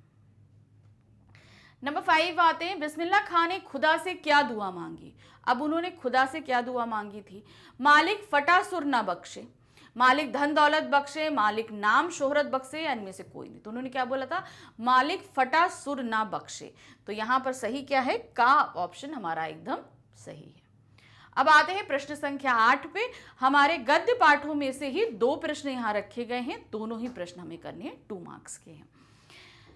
गद्य पाठों के आधार पर निम्नलिखित 2 बहुविकल्पीय प्रश्नों के सर्वाधिक उपयुक्त विकल्प चुनकर लिखिए। पहला है, लेखिका मनु भंडारी ने स्वतंत्रता आंदोलन में किस प्रकार भाग लिया। उन्होंने क्या किया था स्वतंत्रता आंदोलन में भाग लेने के लिए, अपने जोशीले भाषणों से जन सामान्य को प्रेरित करके, प्रभात फेरियां निकालकर, जुलूस निकालकर और देशभक्ति के नारे लगाकर, या उपर्युक्त सभी रूपों में। तो हम यहां बोलेंगे उन्होंने ये सारे कार्य किए थे। तो सही क्या है, उपर्युक्त सभी रूपों में। नेक्स्ट आते हैं, जिस व्यक्ति की बुद्धि अथवा विवेक ने किसी नए तथ्य का दर्शन किया हो वह। ये चैप्टर किससे दिया गया है, संस्कृति पाठ से लिया गया है। इसमें ध्यान से देखिए, जिस व्यक्ति की बुद्धि और विवेक ने किसी नए तथ्य का दर्शन किया हो वह क्या कहलाता है, वास्तविक संस्कृत व्यक्ति, वास्तविक शिक्षित व्यक्ति, वास्तविक सभ्य व्यक्ति, या उपयुक्त सभी कथन सत्य हैं। तो जो नई चीज का आविष्कार करता है वो हमेशा क्या कहलाता है, वास्तविक संस्कृत व्यक्ति कहलाता है। ये सही है। अब आते हैं प्रश्न संख्या 9 पे। यहां हमारे जो पठित पद्यांश यानी कि काव्य खंड से जो जितने भी चैप्टर हैं उनमें से कोई भी एक कविता का अंश यहां रखा जाएगा, पद का अंश रखा जाएगा, उसे हमें पढ़ना है और उस पर आधारित 5 बहुविकल्पीय प्रश्न पूछे गए हैं, 5 ही हमको करने हैं। तो क्या है, तुम्हारी ये दंतुरित मुस्कान मृतक में भी डाल देगी जान, धूल धूसर तुम्हारे ये गात, छोड़कर तालाब मेरी झोपड़ी में खिल रहे जलजात, परस पाकर तुम्हारा ही प्राण, पिघल कर जल बन गया हो कठिन पाषाण। तो यहां पर क्या था, यहां पर जो दिया गया है ये चैप्टर है तुम्हारी ये दंतुरित मुस्कान से, कि किस तरीके से यहां बालक के बारे में वो बता रहे हैं। पहला प्रश्न है, शिशु की मुस्कान को दंतुरित मुस्कान क्यों कहा गया। उन्होंने दंतुरित मुस्कान क्यों कहा है, शिशु दांतों से हंसता है, शिशु के दांत नहीं है इसलिए, मुस्कुराते समय शिशु के नवोदित दांतों की झलक दिखाई देने के कारण, इनमें से कोई नहीं। तो क्या बच्चा मुस्कुरा रहा है ना, तो उसके जो छोटे छोटे नए नए दांत निकले ना वो दिख रहे हैं, इसीलिए इसको दंतुरित मुस्कान कहा गया। तो सही ऑप्शन है गा, मुस्कुराते हुए शिशु के नवोदित दांतों की झलक दिखाई देने के कारण। प्रश्न संख्या 2 है, कवि को शिशु का धूल दूषित शरीर कैसा प्रतीत हो रहा है। धूल दूषित शरीर कैसा प्रतीत हो रहा है, मानो उसकी झोपड़ी में सुंदर कमल खिल रहे हों, उसे अपनी झोपड़ी बहुत गंदी प्रतीत हो रही है, उसे शिशु अच्छा नहीं लगता। खा और गा दोनों सही है। तो यहाँ पर सही जो है वो है का ऑप्शन, क्योंकि उसकी झोपड़ी में जैसे लग रहा है सुंदर कमल खिल रहे हैं। नंबर 3 आते हैं, जलजात शब्द का पर्यायवाची क्या होगा बताइए। जलजात यानी कि कमल, अब कमल का पर्यायवाची ही जलजात होता है। अब यहाँ पर अगर कमल का पर्यायवाची है तो वो क्या है, जलज। तो सही क्या है, जलज। नंबर 4 आते हैं, परस पाकर डैश कठिन पाषाण। इस पूरी पंक्ति का आशय क्या है, ये पूरी पंक्ति क्या है ना, परस पाकर तुम्हारा ही द्रवित हो गया होगा कठिन पाषाण, पिघल गया होगा कठिन पाषाण। तो यहां पर इस पंक्ति का मतलब क्या है, पाषाण हृदय का द्रवित होना, पत्थर में से भी पानी निकलने लगा, पाषाण में से भी जलधारा फूट जाना, या इनमें से कोई नहीं। तो सही ऑप्शन क्या है कि तुम्हारे देखने मात्र से जो कठोर हृदय वाले व्यक्ति, कठोर हृदय कैसे बताया, जैसे पत्थर, वो भी क्या है, पिघल जाता है, अर्थात द्रवित हो जाता है। तो सही क्या है, पाषाण हृदय का भी द्रवित हो जाना, यानी कि कठोर हृदय का भी पिघल जाना। नंबर 5 है काव्यांश की भाषा और छंद है। ये पूरी काव्यांश जो हमने पढ़ा, इसकी भाषा और छंद क्या है। इसमें तत्सम तद्भव दोनों ही तरह के शब्द लिए गए हैं, खड़ी बोली है और तुकांत मुक्त छंद है, यानी कि इसमें कहीं तुक नहीं है, आप देखेंगे छंद यहाँ तक तुकांत मुक्त छंद है। तो सही ऑप्शन हमारा गा होगा। अब आते हैं प्रश्न संख्या 10 में। प्रश्न संख्या 10 में हमारे काव्य खंड के ही अध्यायों में से कोई 2 प्रश्न पूछे गए हैं। ठीक है, जितने अध्याय उनमें से सिर्फ 2 प्रश्न पूछे गए हैं, दोनों करने हैं और 2 मार्क्स के हैं। पहला प्रश्न है, कवि जयशंकर प्रसाद ने आत्मकथ्य कविता में अपने जीवन के सुखद पलों की यादों को किस प्रतीक के माध्यम से दर्शाया है। जो उनके जीवन के बहुत ही अच्छे सुख पल रहे, उनको वो क्या कहकर जो है हमको बता रहे हैं। चांदनी रातों के, वसंत ऋतु के, पूर्णिमा की रात के, या उपयुक्त तो सभी कथन सही है। तो वो जो सुखद पल रहे वो उनके लिए उन्होंने क्या बताया है, वो है चांदनी रातें। तो का ऑप्शन एकदम सही है। नंबर 2 आते हैं, संगतकार की प्रमुख विशेषता क्या होती है। संगतकार यानी जो मुख्य गायक है, उसके पीछे जो बैठकर उसके सुर में सुर मिलाता है, उसकी क्या विशेषता होती है। वे अपनी प्रतिभा का प्रदर्शन करते हैं? बिल्कुल नहीं, वो अपनी प्रतिभा का प्रदर्शन नहीं करते, वो कहीं ना कहीं अपनी प्रतिभा को दबा कर रखते हैं। तो ये ऑप्शन गलत है। वे मुख्य कलाकार को पीछे छोड़कर आगे निकल जाते हैं? नहीं, वो मुख्य कलाकार से कभी आगे नहीं निकलते। वे अपनी योग्यता को छिपाकर मुख्य कलाकार के कृतित्व को बढ़ाने में पूर्ण योगदान देते हैं। ये एकदम सही है। जो संगतकार होता है वो अपनी प्रतिभा को कहीं ना कहीं दबा लेता है और मुख्य गायक की जो कृति है अर्थात उसका गायन है, उसे आगे बढ़ने में योगदान देते हैं। तो यहां पर गा ऑप्शन एकदम सही है। अब हम आ जाते हैं हमारे खंड खा पे। खंड खा पे हमारे टोटल वर्णात्मक प्रश्न पूछे गए हैं। ठीक है, तो प्रश्न संख्या 11 से लेकर 17 तक यानी कि 7 प्रश्नों में हमारे पास वर्णात्मक कार्य हैं, लेकिन 11, 12 और 13 में हमारे पाठ्य पुस्तक आधारित प्रश्न हैं, जिसमें क्षितिज और कृतिका दोनों पे ही आधारित प्रश्न पूछे गए हैं। तो पहला जो हमारा यानी कि जो खंड खा का पहला और प्रश्न पत्र का 11वां प्रश्न है, वो हमसे जो पूछा जा रहा है वो है, गद्य पाठों के आधार पर निम्नलिखित 4 प्रश्नों में से किन्हीं 3 प्रश्नों के उत्तर लगभग 25 से 30 शब्दों में दीजिए। तो क्षितिज बुक के जितना भी गद्य खंड है उसमें से हमसे 4 प्रश्न पूछे गए हैं। 3 प्रश्नों को करना है 25 से 30 शब्दों में। शब्दों की मात्रा याद रखिएगा, हर बार बोलती हूं, वर्ड लिमिट पे बहुत ज्यादा ध्यान देना है। 25 to 30 वर्ड्स के अंदर ही आपको करना है। ये 2 मार्क्स का 1 प्रश्न होगा। तो यानी कि प्रश्न संख्या में हमें 3 प्रश्न करने हैं। ये हो गया टोटल 6 मार्क्स का। शुरू करते हैं पहला प्रश्न। नवाब साहब ने खीरा खाने की पूरी तैयारी की और उसके बाद उसे बिना खाए फेंक दिया। इस नवाबी व्यवहार पर टिप्पणी कीजिए। अब ये नवाबी व्यवहार क्या है? ये तो अपनी सामंती जो ऐंठ होती है वो दिखाने की कोशिश करी जा रही है। उन्होंने बड़ी जतन से पूरा खीरा काटा मगर खाया नहीं और सूंघ सूंघ के उन्होंने खिड़की के बाहर फेंक दिया। क्यों फेंका? पहली चीज तो ये थी कि लेखक ने खाने से मना कर दिया था, तो अब नवाब साहब कैसे खा लेते। दूसरा, वो बहुत ही जो है साधारण सी चीज थी, एक नवाब कैसे खा सकता है। और ये उन्होंने लिया इसलिए था कि वो अकेले बैठकर खाएंगे, लेकिन हमारे लेखक आ गए तो ये उनकी शान में जो है एक हिमाकत टाइप की हो जाती। तो ये इस तरीके से तो इनकी टिप्पणी आपको पूरी करनी है। यहाँ पर सामंती जीवन शैली पर एक व्यंग्य हमारे लेखक ने प्रस्तुत किया है। नवाब साहब ने खीरा खाने की पूरी तैयारी की और उसके बाद उसे बिना खाए फेंक दिया। इस घटना के माध्यम से पतनशाली सामंती वर्ग, अब देखिए पतनशाली सामंती वर्ग बहुत आता है, इसका मतलब समझिए। देश को आजाद होने से पहले हमारे यहाँ जमींदार, ठाकुर, नवाब ये सभी हुआ करते थे जो आम जनता पर शासन करते थे। तो ये क्या कहलाते थे? सामंत कहलाते थे। अब आजादी के बाद क्या हुआ? इन सभी का ये साम्राज्य खत्म कर दिया गया। जमींदारी खत्म हो गई, नवाबी खत्म हो गई, तो इनसे इनके सारे अधिकार छीन लिए गए। तो ये क्या हुआ? पतनशाली सामंती वर्ग हो गया। ये तो समझ में आया पतनशाली सामंती वर्ग क्या होता है। तो ये हुई नवाबी परंपरा कि बनावटी जीवन शैली पर व्यंग्य किया गया है। नवाब साहब के मन में अहंकार की भावना थी। उनकी प्रतिक्रिया दिखावे और आडंबर से परिपूर्ण थी। इस घटना के माध्यम से नवाब साहब स्वयं को खानदानी तहजीब, नफासत और नजाकत आदि आडंबरपूर्ण सामंती वर्ग के प्रतिनिधि के रूप में प्रस्तुत करते हैं। तो ये हो गया आपका पूरा, हमने समझा दिया। अब आते हैं नंबर 2 पे। कॉलेज से पिताजी के लौटने पर लेखिका उनके किस व्यवहार को देखकर आश्चर्यचकित रह गई। एक कहानी यह भी पाठ के आधार पर स्पष्ट कीजिए। अब क्या था, हमारी लेखिका मनु भंडारी जी के स्कूल कॉलेज से एक नोटिस आया उनके पिताजी के लिए कि भाई आप स्कूल आकर हमसे मिलिए, आपकी बेटी का व्यवहार से हम सभी असंतुष्ट हैं। तो लेखिका को ये पता था कि पिताजी वहां जाएंगे, प्रिंसिपल उनसे शिकायत करेंगी और वो लौट के आएंगे तो वो बड़े गुस्सा होंगे। लेखिका ये सोच के वो जल्दी घर नहीं आती, वो अपने पड़ोस में बैठी हुई थी। लेकिन जब रात में घर आती हैं तो पिताजी बड़े प्रसन्न, खुश, अपनी बेटी को लेकर बहुत गर्व महसूस कर रहे हैं। तो ये जो व्यवहार था ना, इससे वो बड़ी अचंभित रह गई। अब ये गर्व करने का कारण क्या था? पिताजी जो है वो ये देख रहे थे कि उनकी बेटी के इशारे पर चीजें चल रही थी। अर्थात वो कहती थी कि इस कॉलेज से बच्चे सब निकल के और आजादी की लड़ाई में शामिल हो जाते थे, स्वतंत्रता संग्राम में शामिल हो जाते थे, जो हमारे देश की उस समय बहुत ही ज़रूरत थी कि हमें आज़ादी दिलानी है। तो ये बात के लिए वो अपनी बेटी पर गुस्सा करने की बजाय गर्व करने लगे कि नहीं, मेरी बेटी बहुत अच्छा काम कर रही है। तो इसी व्यवहार को देखकर हमारी लेखिका जो है वो आश्चर्यचकित रह जाती हैं। कॉलेज की प्रिंसिपल लेखिका की नेतागिरी से बहुत परेशान थी। उसने एक दिन लेखिका के पिता को कॉलेज में बुलवाया। पिता को लगा कि उनकी पुत्री ने कॉलेज में अवश्य कोई गंभीर शरारत की हुई है तथा अब उनको प्रिंसिपल के सामने शर्मिंदा और अपमानित होना पड़ेगा।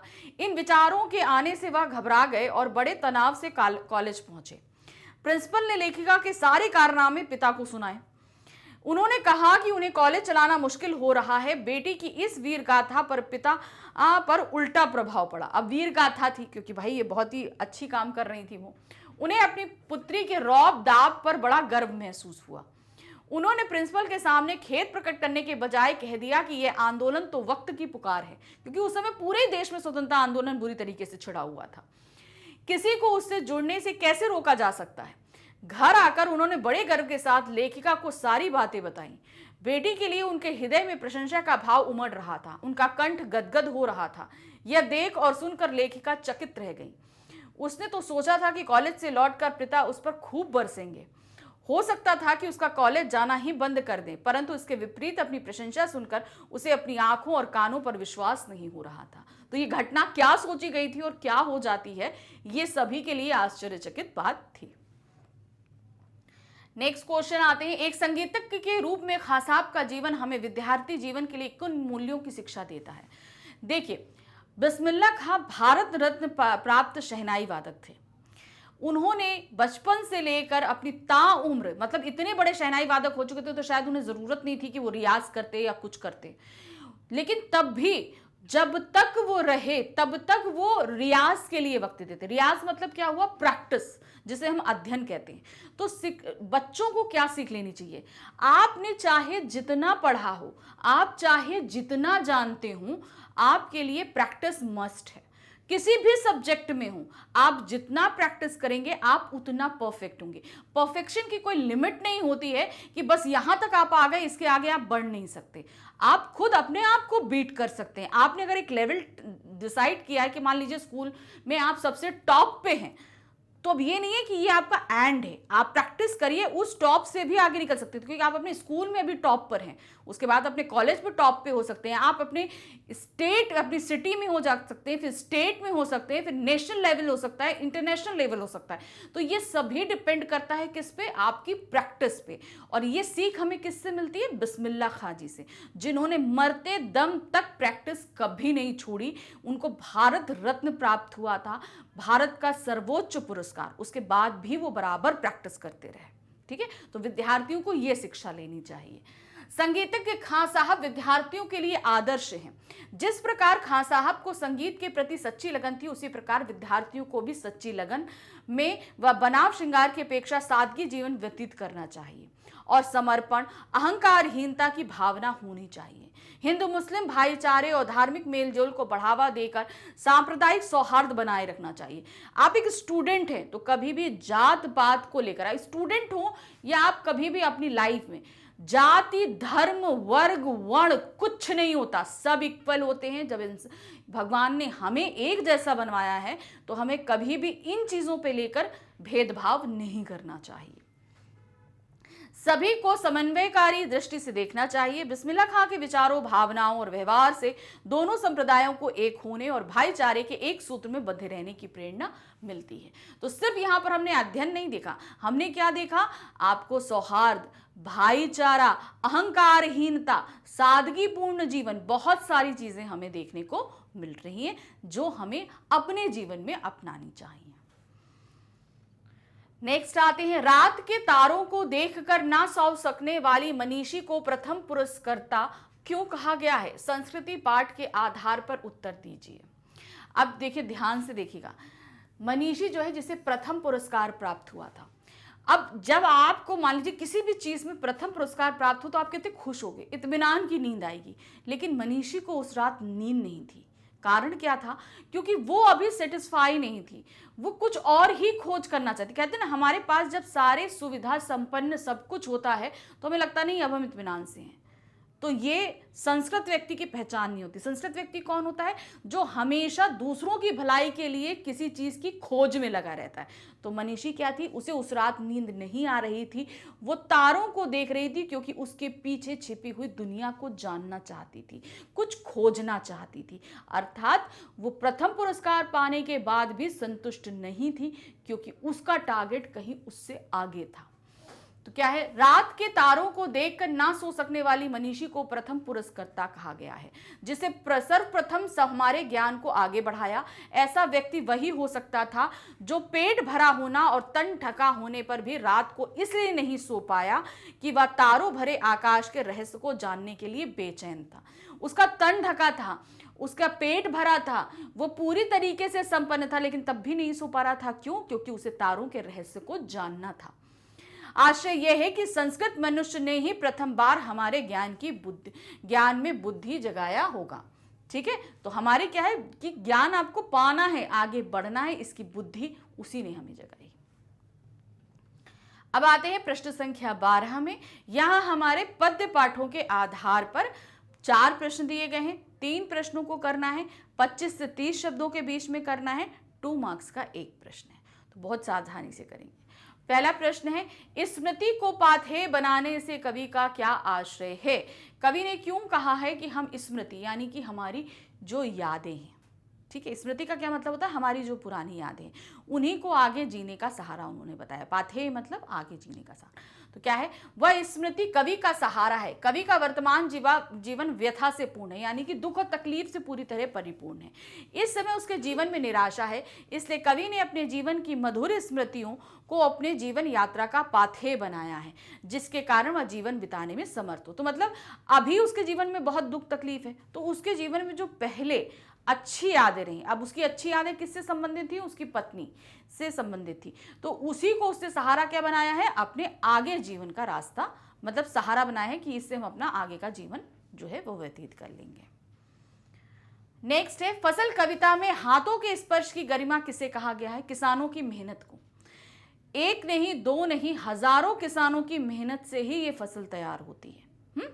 तो हाथों की जो महिमा है वो किसके लिए है? किसानों के परिश्रम के लिए। किसान द्वारा किए गए परिश्रमों को हाथों की गरिमा बताया गया है।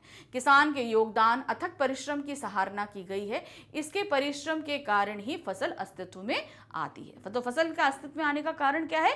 किसानों की मेहनत।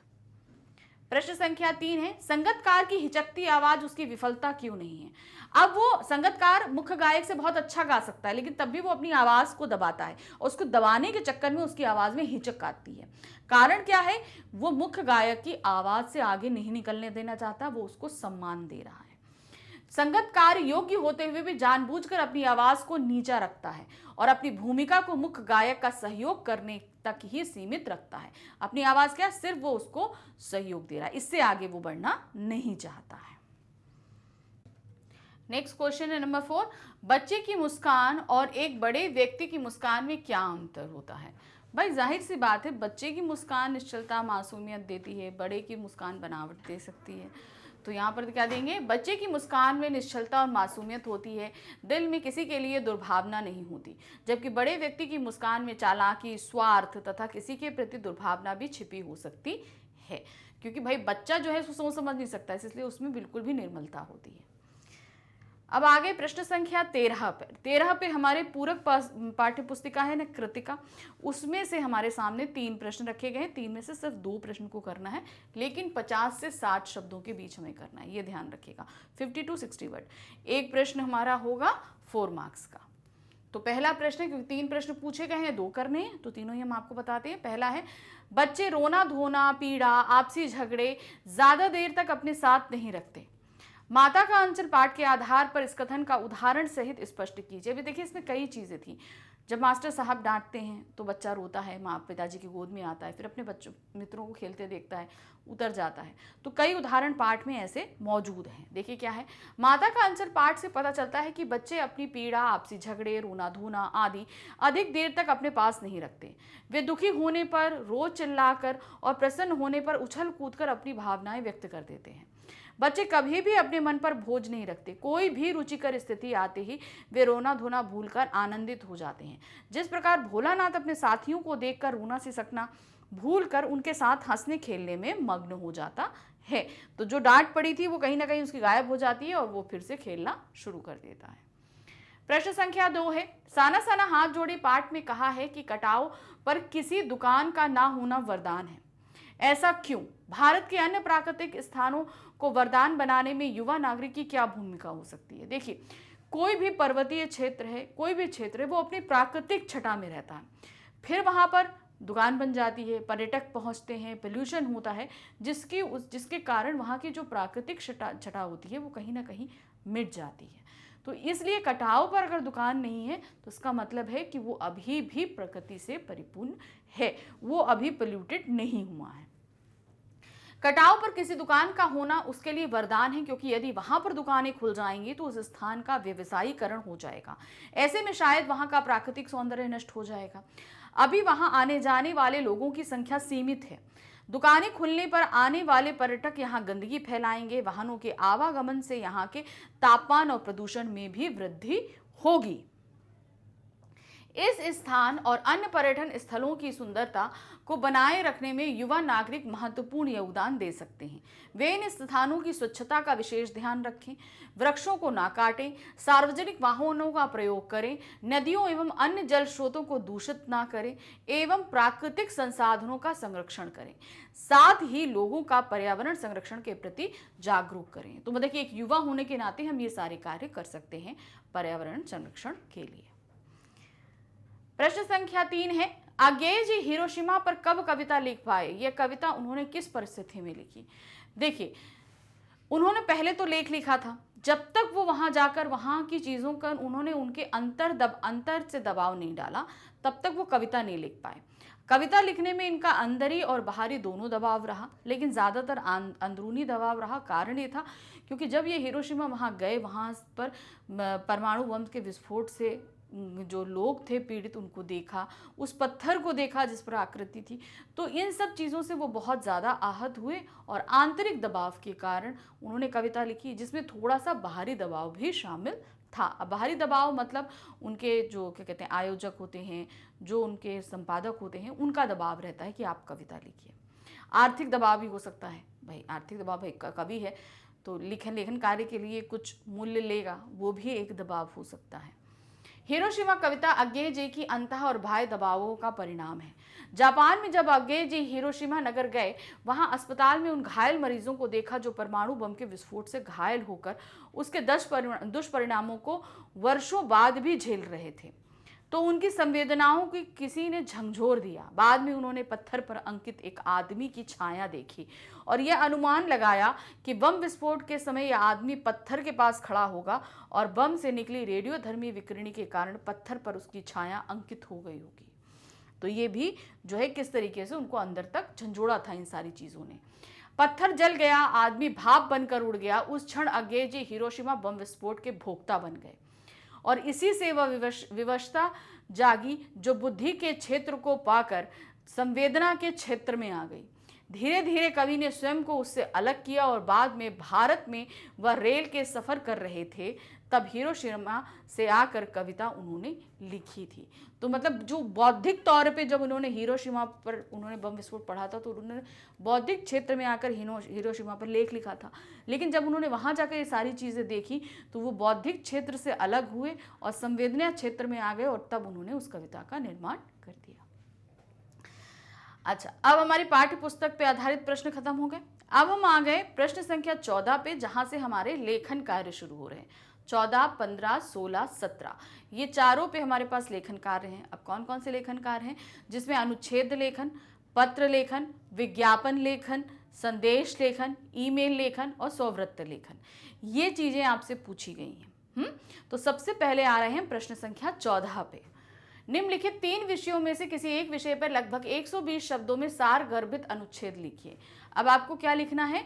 आपको 3 अनुच्छेद पूछे गए हैं, सिर्फ एक अनुच्छेद लिखना है, 120 शब्दों में लिखना है और ये संकेत बिंदुओं के आधार पर लिखना है। ये रहेगा आपका 6 मार्क्स का। तो सबसे पहला जो ऑप्शन हमारे पास है, आभासी शिक्षण अधिगमन प्रक्रिया। ठीक है, तो इस पे आपको लिखना है आरंभ कब और कैसे हुआ, लाभ और हानियां क्या हैं, आवश्यक सावधानियां क्या हैं, स्थिति से सामंजस्य कैसे बैठाना है। तो ये सारी चीजों पर हम लिखना शुरू करेंगे। देखिए क्या है, सन 2020 में वैश्विक महामारी कोविड-19 के संक्रमण को रोकने के लिए सरकार द्वारा सभी शैक्षिक संस्थाओं को बंद करने का निर्णय लिया गया था। सारे स्कूल्स कॉलेज बंद कर दिए गए थे। तभी आभासी शिक्षण का विद्यालय स्तर पर प्रयोग होना आरंभ हुआ। आभासी शिक्षण प्रणाली में विद्यार्थी शिक्षकों से इंटरनेट के माध्यम से लैपटॉप या सेल फोन के द्वारा आभासी कक्षाओं से जुड़कर अपने अभिभावकों के संरक्षण में घर बैठे शिक्षा प्राप्त कर सकते थे, जिसे आप लोग बोल रहे थे ऑनलाइन स्टडी। वो क्या कहलाता है? आभासी शिक्षा। ठीक है, फिर आते हैं, इस प्रकार आभासी शिक्षण प्रणाली ने शिक्षा और सुरक्षा दोनों को संतुलित करने में महत्वपूर्ण भूमिका निभाई। हम सभी को पता है, बहुत अच्छी। शिक्षकों को इसके लिए प्रशिक्षित किया गया तथा अन्य माध्यमों ने भी इसमें अपनी भागीदारी निभाई। इस माध्यम से न केवल कोचिंग सेंटरों और ट्यूशन में होने वाला अव्यय बचा, वरन इसने शिक्षा को अधिक मनोरंजक और छात्र केंद्रित बना दिया। इसके प्रसार के लिए सरकार द्वारा दीक्षा पोर्टल्स, स्वयं प्रभाव, डीटीएच के जरिए भी बच्चों को शिक्षा दी जा रही थी। सरकार ने खुद भी बहुत सारे प्रयास किए, फिर जिसमें ग्रामीण क्षेत्रों के और दिव्यांग विद्यार्थी भी लाभान्वित हो सके। जो गांव के विद्यार्थी थे, जो इतना ज्यादा पैसा खर्च के स्कूल कॉलेज कोचिंग्स नहीं कर सकते थे, उन्होंने भी इसका बहुत ज्यादा लाभ उठाया।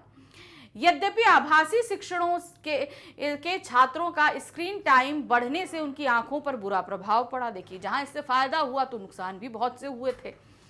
इसके साथ ही निम्न आर्थिक वर्ग के विद्यार्थियों के लिए नेटवर्क की सुगमता ना होना, मोबाइल और कंप्यूटर की ये अनुपलब्धता आदि अनेक चुनौतियां थी। अब देखिए यहाँ पर क्या था, जो आर्थिक रूप से कमजोर थे, उनके पास पैसे नहीं थे, तो मोबाइल कंप्यूटर नहीं ले सकते थे, इंटरनेट नहीं परचेस कर सकते थे, तो ये सब परेशानियां भी हुई। किंतु इस नई पहल ने शिक्षा व्यवस्था बाधित होने की बजाय अधिक सुरक्षित और आसान हो गई थी। तो ये लग रहा था स्कूल कॉलेज बंद हो जाएंगे तो 1-2 साल के लिए जो पढ़ाई ठप हो जाएगी, वो चीज़ नहीं हुई। कम से कम चला, आगे शिक्षा चलती रही, तो ये भी बहुत फायदा था। दूसरा हमारे पास ऑप्शन है स्वास्थ्य की रक्षा। सभी को अपनी स्वास्थ्य की रक्षा करनी चाहिए। इससे 3 संकेत बिंदु हैं: आवश्यकता, पोषक भोजन और लाभदायक सुझाव। ये 3 चीजों पे हमें देना है। मिडिल टॉप हेडिंग दे देंगे स्वास्थ्य की रक्षा, फिर उसके बाद शुरू करेंगे। स्वास्थ्य की रक्षा का अर्थ है शरीर की रोग, विकार, आलस्य आदि से रक्षा। देखिए, हमारा शरीर कहीं ना कहीं अगर अस्वस्थ होता है तो हमें आलस्य आता है, नींद आती है, मन नहीं करता काम करने का, तो ये कहीं ना कहीं अंदर शरीर की कमजोरी होती है। शास्त्रों के अनुसार आध्यात्मिक, आधि भौतिक और आदि दैविक रूपों से रक्षा स्वास्थ्य रक्षा है।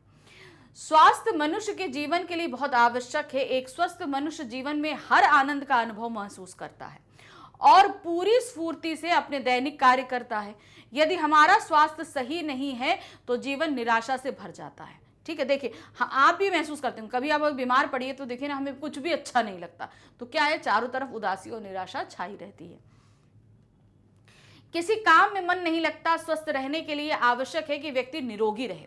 निरोगी बने रहने के लिए उसे संतुलित भोजन तथा रोज व्यायाम करना जरूरी है। तो खाने का एक प्रोपोर्शन जो हम लोगों ने यहाँ डिसाइडेड है वो आप लीजिए, पोषित भोजन और डेली व्यायाम करिए। संतुलित भोजन मनुष्य को रोगों से लड़ने के लिए आवश्यक खनिज, प्रोटीन तथा वसा उपलब्ध कराता है। संतुलित भोजन शरीर को ऊर्जा तथा रोगों से लड़ने की शक्ति प्रदान करता है। तो हमको जहां हमको ताकत देता है ये भोजन, तो वहीं बाहरी जो बीमारियां होती हैं उनसे लड़ने की भी ताकत देता है। तीसरा है परीक्षा से पहले मेरी मनोदशा। अब यहां पर ये सभी आप अपने हिसाब से लिख सकते हो, ठीक है। परीक्षा से पहले आपकी क्या कंडीशन होती है ये आपको लिखना है। अब इसको लिखने के लिए जो आपको संकेत बिंदु दिए गए हैं 3 हैं। परीक्षा के नाम से भय, दूसरा है पर्याप्त तैयारी और तीसरा है प्रश्न पत्र देखकर भय दूर हुआ। तो ये 3 चीजों के हिसाब से आपके अंदर जो पढ़ाई को लेकर डर बैठा हुआ है वो आपको लिखना है। पहला, आप यहां पर सबसे पहले मिडिल टॉप हेडिंग दे देंगे, परीक्षा से पहले मेरी मनोदशा, यानी एग्जाम से पहले आपकी क्या कंडीशन है ये आप लिखोगे, क्योंकि आप सभी पहली बार बोर्ड एग्जाम देने जा रहे हो, तो आप सभी को कहीं ना कहीं अंदर से थोड़ा सा डर लग रहा होगा। जो भी है उसे आप यहाँ पर बेहिचक लिख सकते हैं। छात्र जीवन का सबसे सुनहरा दौर होता है, जब बच्चे मौज मस्ती के साथ साथ खूब मेहनत कर अपने जीवन को एक दिशा देने में प्रयासरत रहते हैं। लेकिन छात्र जीवन में परीक्षा नाम के शब्द से सभी छात्रों को बहुत अधिक डर लगता है, क्योंकि इन्हीं परीक्षाओं का मूल्यांकन के आधार पर हमारे भविष्य की रूपरेखा तय होती है। यानी कि इस पढ़ाई जो हम लोग एग्जाम देते हैं, इसमें जो हमें मार्क्स मिलते हैं, इसके आधार पर हमारा फ्यूचर डिसाइड रहता है। इसीलिए जैसे जैसे परीक्षाएं नजदीक आती हैं, विद्यार्थी के मन के अंदर का डर बढ़ता जाता है। परीक्षा का समय विद्यार्थियों के लिए अत्यंत महत्वपूर्ण होता है। उसके परिश्रम की सफलता परीक्षा के परिणाम पर निर्भर करती है। आपने कितनी मेहनत करी है ये आपका रिजल्ट आपको बता देता है। इसीलिए विद्यार्थियों पर उसका दबाव बढ़ जाता है। मेरी वार्षिक परीक्षा से पूर्व मेरी भी कुछ ऐसी ही मनोदशा थी। इस समय खेल कूद, टीवी और मनोरंजन को छोड़कर मेरा पूरा ध्यान केवल पढ़ाई पर केंद्रित था। मेरे माता पिता भी इसमें मेरा पूरा सहयोग कर रहे थे। यद्यपि मेरी सभी विषयों की तैयारी बहुत अच्छी थी, फिर भी मन में आशंका रहती थी कि कोई प्रश्न ऐसा ना हो जिसे मैं हल ना कर सकूं। इसीलिए प्रथम परीक्षा के दिन मैंने अपने सहपाठियों से भी अधिक बात नहीं की। परीक्षा कक्ष में पहुंचकर मैंने ईश्वर का स्मरण करके अपने मन को एकाग्र किया। प्रश्न पत्र हाथ में आते ही मेरे दिल तेजी से धड़कने लगा और उसे देखते ही मैं खुशी से झूम उठा।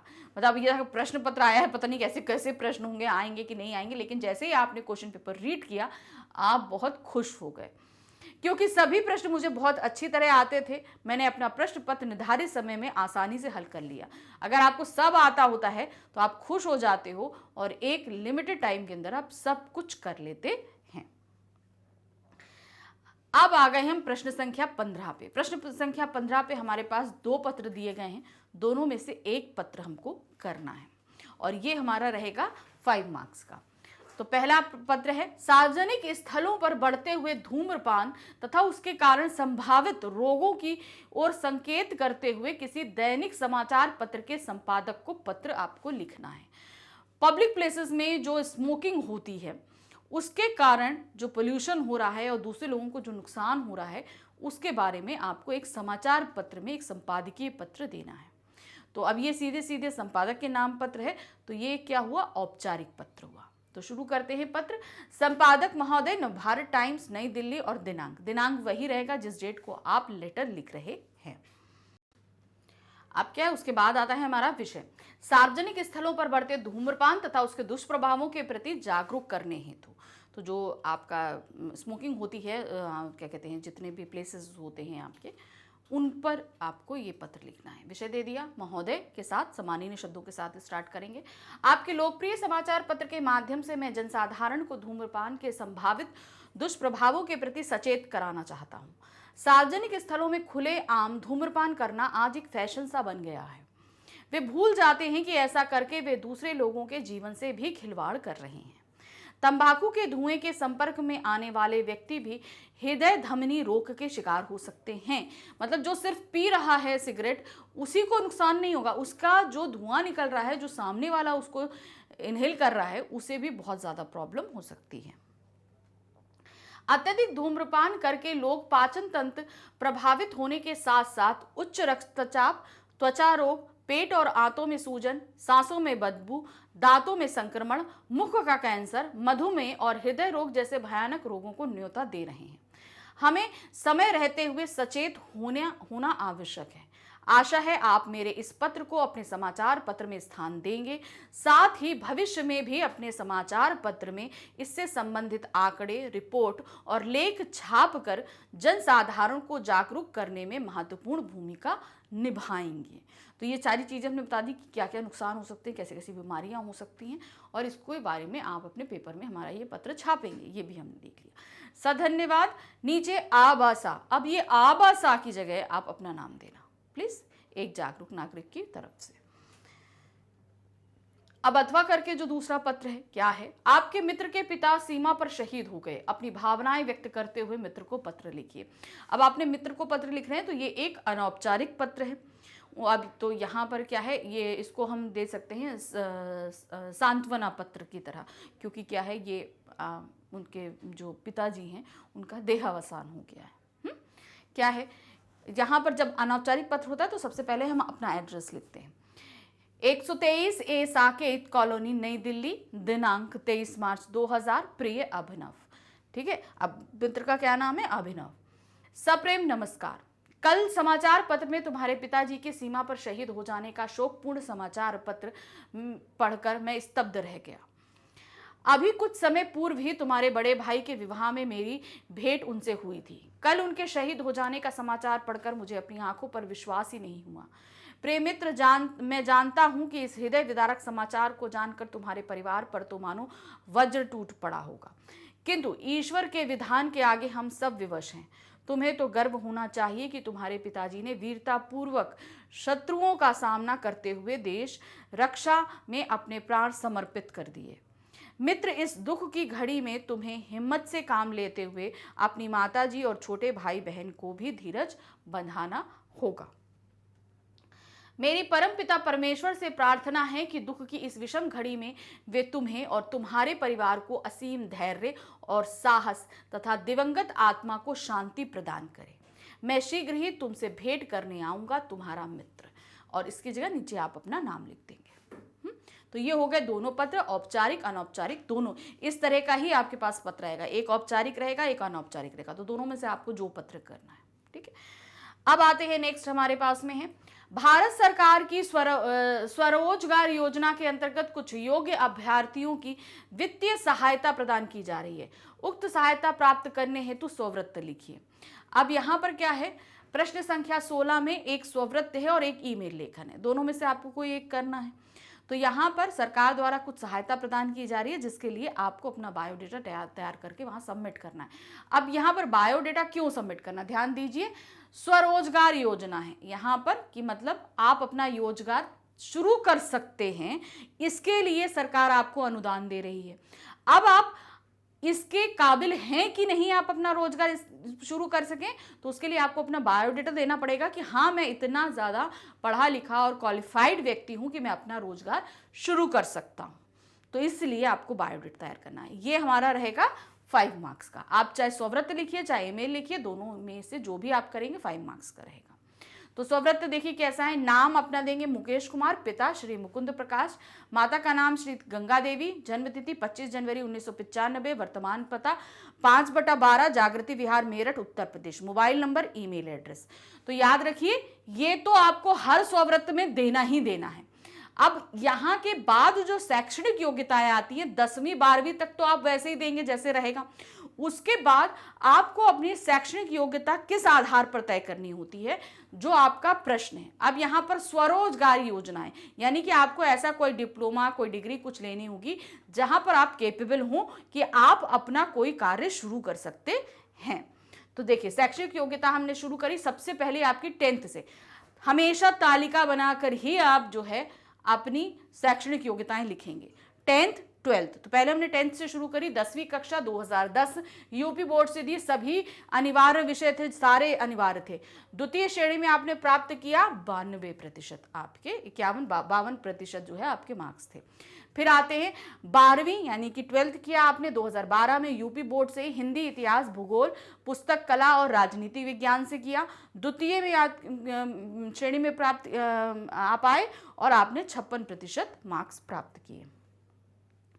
फिर आपने ग्रेजुएशन किया, स्नातक क्या है 2015 में मेरठ विश्वविद्यालय हिंदी, इतिहास, पुस्तक कला और राजनीतिक विज्ञान से।